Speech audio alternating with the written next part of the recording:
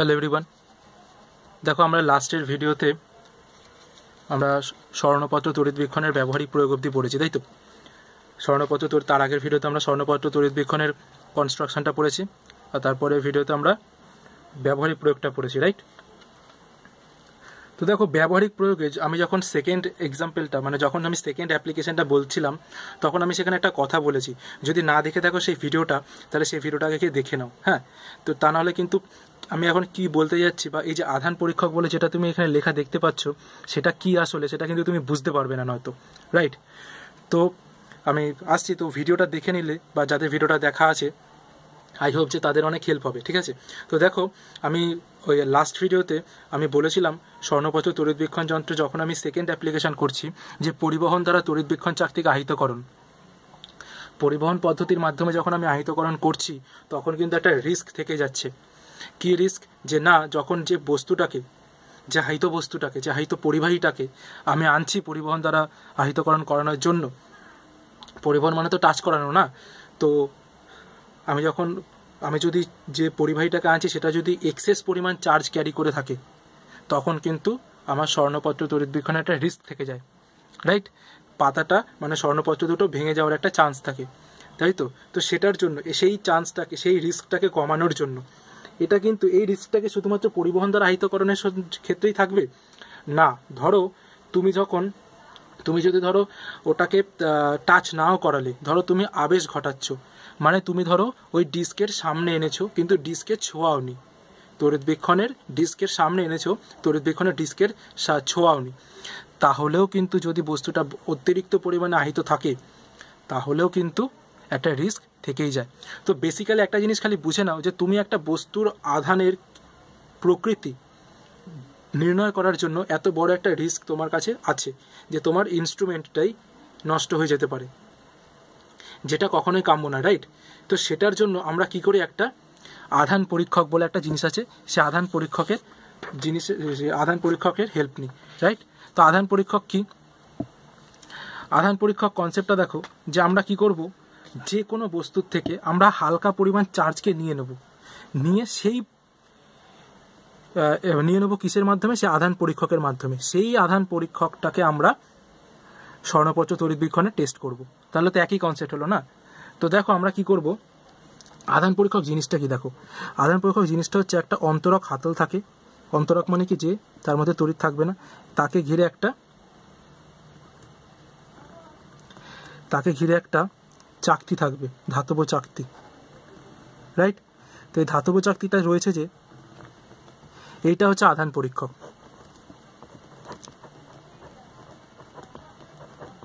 আধান পরীক্ষক তার এই যে ওপরের পার্টটা যেটা দেখতে পাচ্ছ, এটা হচ্ছে অন্তরক হাতল, আর নিচেটা এটা হচ্ছে তোমার ধাতব চাকতি।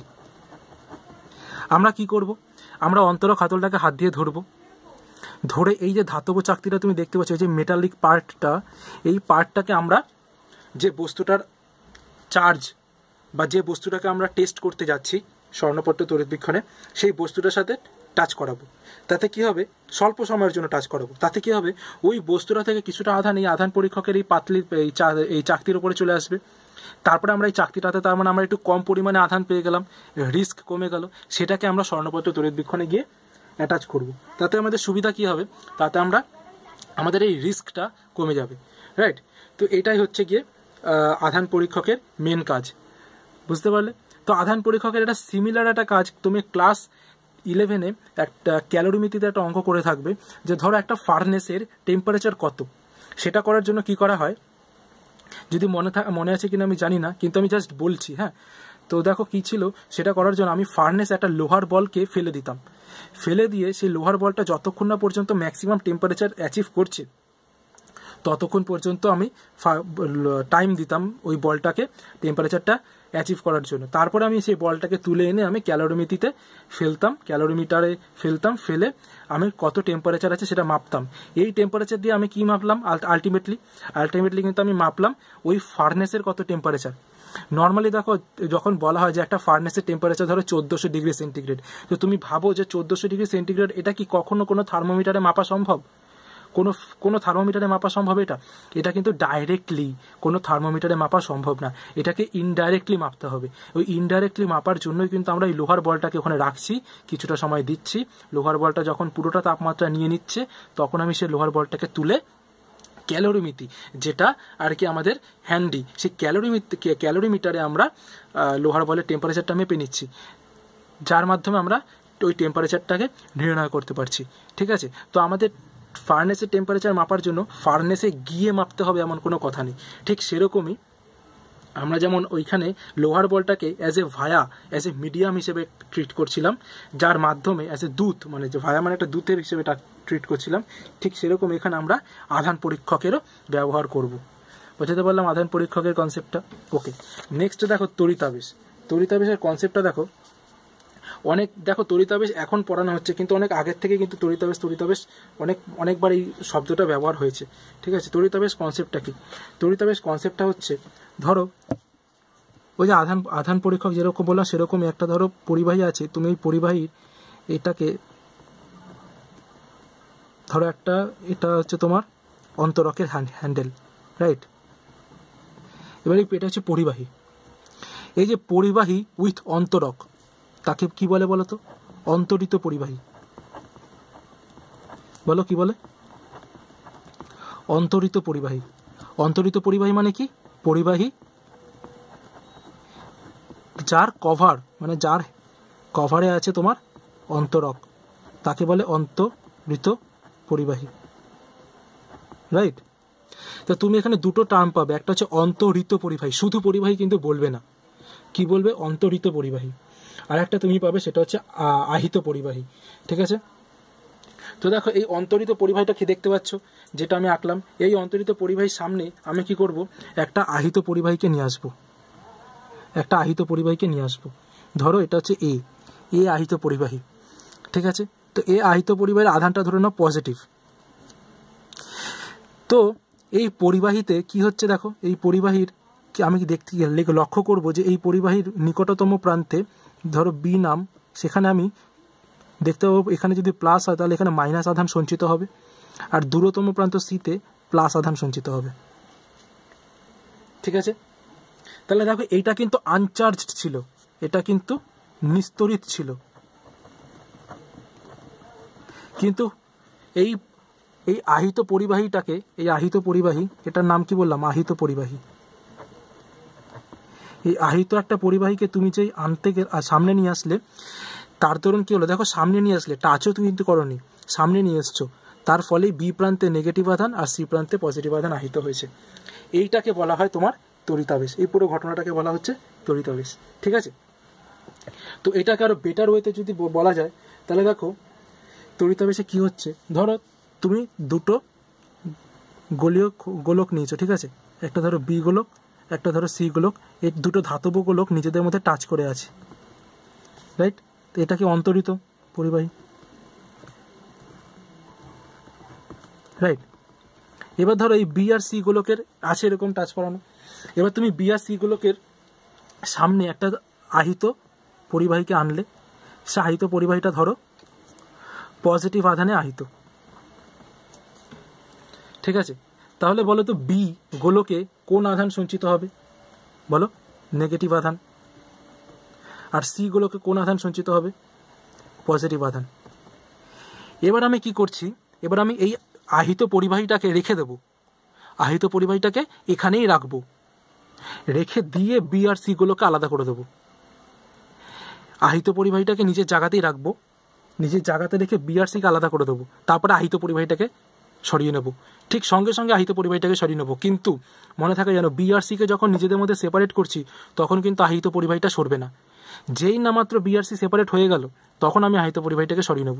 তখন আমি যেটা পাবো সেটা হচ্ছে বি গুলোকে মাইনাস আধান আর সি গুলোকে প্লাস আধান। ঠিক আছে, এটা পাবো। দেখো এখানে কিন্তু আমি আর আহিত পরিবাহীটার ছবি আঁকিনি, রাইট? কেন করলাম এরকম? তার কারণ দেখো আগের ছবিতে আমি যখন এ বস্তুটাকে আনছি বিসির সামনে, তখন কিন্তু এই আহিত পরিবাহীটার যে আধান আছে বিতে তার বিপরীত আধান আহিত হয়েছে, আহিত হয়েছে মানে আবেশ ঘটেছে, ঠিক আছে, আর সিতে সমধর্মী আধানের আবেশ ঘটেছে। তুমি যদি এই এ কে সরিয়ে নিতে তাহলে কিন্তু বিসি এই অন্তরিত পরিবাহীটা আবার নিস্তরিত হয়ে যেত, আবার এই মাইনাস আর প্লাস নিজেদের মধ্যে নিউট্রালাইজ হয়ে যেত। এটা হচ্ছে তড়িতাবেশের বৈশিষ্ট্য, যে যখন তুমি আহিত পরিবাহীকে আনছো কাছে তখন তড়িতাবেশ ঘটছে, কিন্তু যেই না মাত্র তুমি আহিত পরিবাহীটাকে সরিয়ে নেবে তখনই আবার এই নিস্তরিত হয়ে মানে অন্তরিত পরিবাহীটা আবার নিস্তরিত হয়ে পড়বে, ঠিক আছে। আমি ঠিক সেই কারণের জন্যই বলেছি যখন আমি বিআরসিকে সেপারেট করছি তখন কিন্তু আমাকে আহিত পরিবাহীটাকে ওখানেই রাখতে হবে। যখন আমি সেপারেট করে দেবো, করা হয়ে গেল, তখন আমি সরিয়ে নেব সঙ্গে সঙ্গে, ঠিক আছে।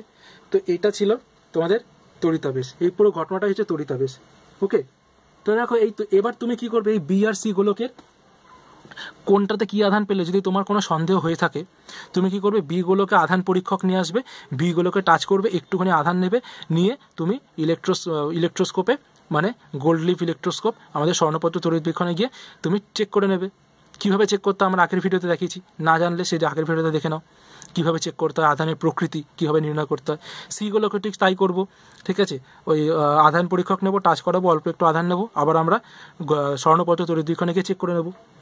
বুঝতে পারলাম? তো দেখো একটা জিনিস এখানে খেয়াল রাখবে যে আমরা কিন্তু তড়িতাবেশ দ্বারা পরিবাহী এবং অন্তরক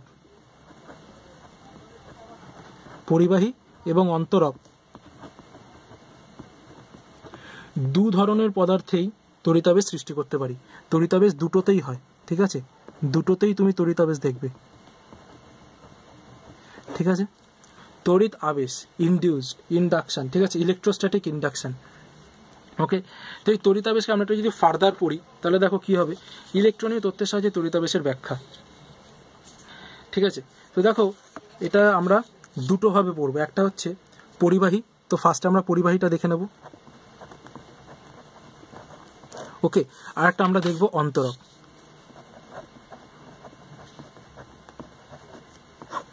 ঠিক আছে।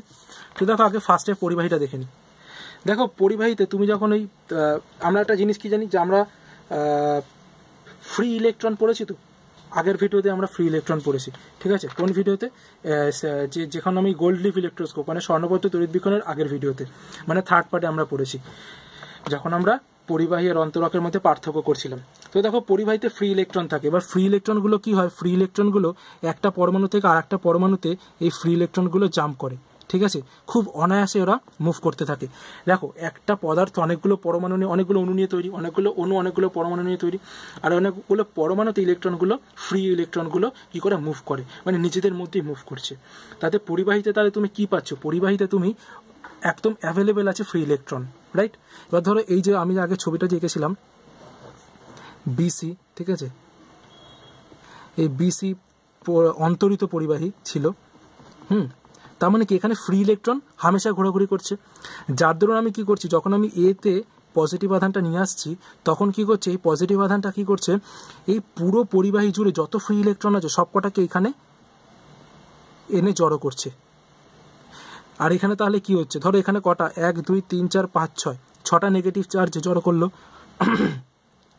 তাহলে এই সি প্রান্তে কটা নেগেটিভ চার্জের ঘাটতি দেখা গেল, 6টা, তার মানে 6খানা, 1 2 3 4 5 6 6টা পজিটিভ চার্জের এখানে উদ্ভব হলো। বুঝতে পারলে, যতগুলো নেগেটিভ চার্জ এখানে এসে জড়ো হলো ততগুলোই কিন্তু নেগেটিভ চার্জের ঘাটতি এখানে দেখা গেল, তার মানে এটা পজিটিভ চার্জ হয়ে গেল। বুঝতে পারলাম এই কনসেপ্টটা? তো এটাই বলছে যে পরিবাহীতে কি হচ্ছে, ফ্রি ইলেকট্রনগুলো সব এদিক থেকে এদিকে মুভ করবে, ঠিক আছে। তো এইটার জন্য একটা তুমি বলতে পারো যে পরিবাহীতে তড়িতাবেশ এইভাবে ঘটছে, তড়িতাবেশ ঘটছে, আর আলটিমেটলি কি হচ্ছে, আসলে পরিবাহীতে ফ্রি ইলেকট্রনগুলো নিজেদের সুবিধা মতো অ্যালাইন করে নিচ্ছে, মানে সজ্জায় সজ্জিত করে নিচ্ছে। ওকে, এটাই কিন্তু আমি আগের ছবিতে দেখেছি। এবার দেখো অন্তরকের ক্ষেত্রে কেসটা কি হচ্ছে, দেখো অন্তরকে কি হয়, আমরা জানি যে নিউক্লিয়াস আছে, নিউক্লিয়াসকে ঘিরে ইলেকট্রন আছে, ইলেকট্রন মহল, তাই তো, দুটো ইলেকট্রন, তারপরে ধরো 4টে ইলেকট্রন, ঠিক আছে, এরকম আছে। তার মানে কি, দেখো তুমি দেখতে পাচ্ছ যে পজিটিভ আধানকে ঘিরে নেগেটিভ আধানগুলো ঘুরছে। তুমি কি করলে, হট করে এখানে তুমি একটা পজিটিভ আধানযুক্ত একটা আহিত পরিবাহীকে নিয়ে আসলে, এবার এই ধনাত্মক আধানে আহিত পরিবাহীটা কি করবে, এই সবকটা ইলেকট্রনকে আকর্ষণ করবে। এই সবকটা ইলেকট্রন কি করবে, নিজেদেরকে এবার এমনভাবে সাজিয়ে নেবে যে দেখো এরকম হবে দেখতে।